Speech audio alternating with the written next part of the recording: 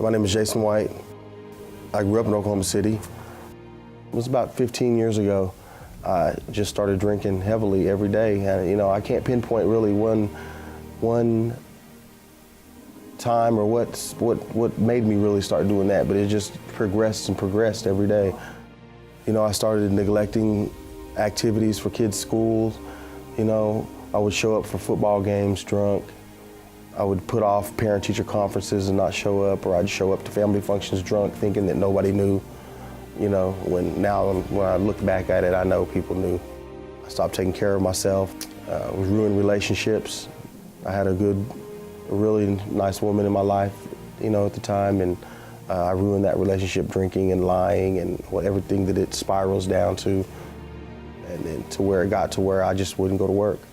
And, I was going to lose my apartment. I was going to be homeless. I had 2 boys to take care of. They were teenagers. It came to the point to where, I always had a fight in me growing up, that I remember that I would never give up and never quit on things. But there was a time where I was laying in bed and I thought, I don't have anything to fight for. Even though I have kids and I have a supportive family, I just didn't, I wanted to give up.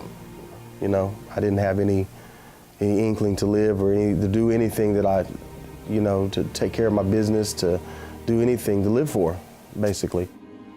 What is this leading to? It was just scary. I was getting sick, physically sick, mentally sick, and I was at wit's end. I was really scared. I didn't know what I was going to do with my life, what I was going to do anymore.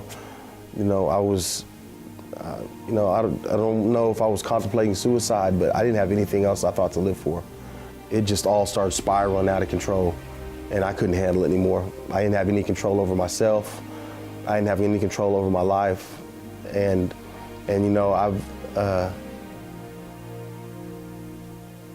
I didn't have faith enough to turn to God, to be able to get up with a purpose in the day, and not just looking after one thing, getting a drink, getting drunk, getting high.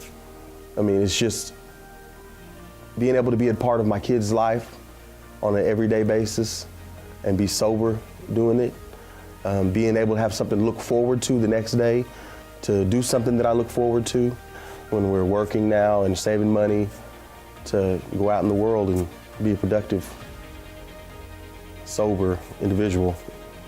Since I've been here, I got my GED. I've got one more test left to take, and I'll be completing my GED, and I passed it with flying colors. And it's really pushed me, motivated me into really wanting to pursue what I can do. The staff was really nice. They were stern too. They wanted to see you, they wanted to push you to do your best. And I couldn't believe that this program is the Jesus House. And being able to help people and feed people, that really humbles you.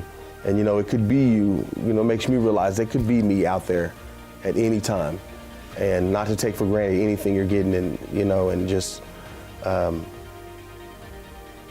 take advantage of every opportunity that you're given here and every minute you have in your life, because it seemed like yesterday I was 20 years old and running around, stupid and doing stupid things. And now I'm 44 years old, and it just seems like it was yesterday. And now I want to take a minute, just enjoy and take advantage of every opportunity I have now in this new life that I've been given.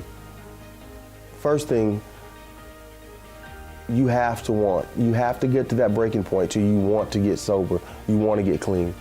Nobody can make you do that.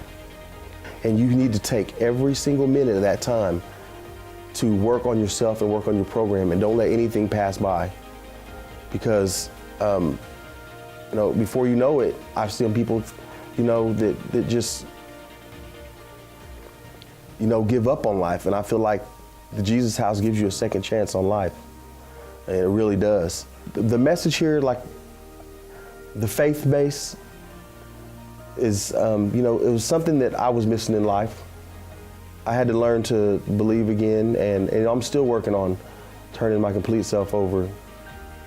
Just to being able to help other people and putting it in your face where you could be at. How easy it is for you to be in that situation. and the smiles on people's faces when it's cold, 20 degrees outside, and they come in and get food to eat, or come in and sleep at night. It's just, that's what I take from it. It's really great. The people around me, the staff with people in our lives. Mike came to me one day and said he wanted to put somebody in my life to help mentor me and help me out. And just really getting in the book and praying and hearing other people's testimonies. Hearing other people's testimonies is really a big deal. That really helped me out a lot. I'm not the only person that's felt like that, that's been through those things, that had a hard time finding faith, and I think, hear other people's testimonies, sharing with other people is like the biggest factor for me. I pray every morning. I really try to pray for other people. If it's a couple of people here, they're going through a hard time, if it's family members going through a hard time. But one thing I've learned from here is that you have to get out of yourself. You have to get out of your head and get out of yourself and help other people, think about other people, pray for other people.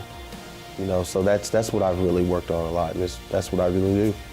It's just, I got more energy, more pep to do things, more concentration. Do different things during the day and plan different things, and follow up on things that I say I'm going to do, is a big plus for me. And I would definitely recommend people to the Jesus House. It's definitely. I really feel like God's love is in my life now. It just took for me to let him in, to open up and ask. And I really do think he's in my life now. The first step is making sure you admit to yourself that you have a problem. That's the first thing. You have a problem and you want help and you want a better life. And being able to surrender all that, to somebody else. Surrender it to God first. And surrender yourself to God first. That's the first thing you do. And come right in the Jesus House. So you need that extra person, that extra something to help you out and help you through things, and talk to you when you need to talk to people, and know that you're not the only one in this. You're saving lives, and in so many aspects you're saving lives. Not just the people that live here that are going through, trying to be clean and get their families back and get kids back, but the people on the street that need help. Homeless in Oklahoma City is a big issue. For as long as I'm alive and as long as I'm running around doing things, I want to be associated in some way with the Jesus House. Volunteering, any kind of fundraising things they need help with, anything. It's a really exciting time right now that we've seen plans for expansion, transitional living across the street. It's a really exciting time right now, and I really would like to be around when all that, after I transition out of here, I still want to be close to the Jesus House so I can see all that take form, because it's really exciting. The expansion of the Jesus House and the expansion of what we do here and the ministry here is I think, it's needed. It's definitely needed. And there's not enough help in Oklahoma City. And what Jesus House does for people, I don't see anybody else doing for people. And we tell them to come over here, come to the Jesus House. We feed 3 times a day, 2 times on weekends. And, it's just getting bigger and bigger and bigger. And, that's what we need. We need all the help we can get to make this, bigger and better and be able to serve this Oklahoma City. And the other night, we were sitting here and there's a guy that this is his second time back, and he was breaking down crying. And to see another guy go over and put his arm around him and, tell him, it's going to be okay. And just to see how people, will be broke down at first, and then, give them a couple of weeks, and then see them with their praising, with their arms in the air. It's really great. It's a really good feeling. And that's what this does to you. I have no problem with showing my feelings and, the love for this place and the love for God, especially. It's one thing you should never be ashamed of. Now is the best time for you to start taking care of those problems. I mean, the hardest thing to do is put your foot through the door. Then after that, you're on the road. Just put your foot through the door. That's what I would say.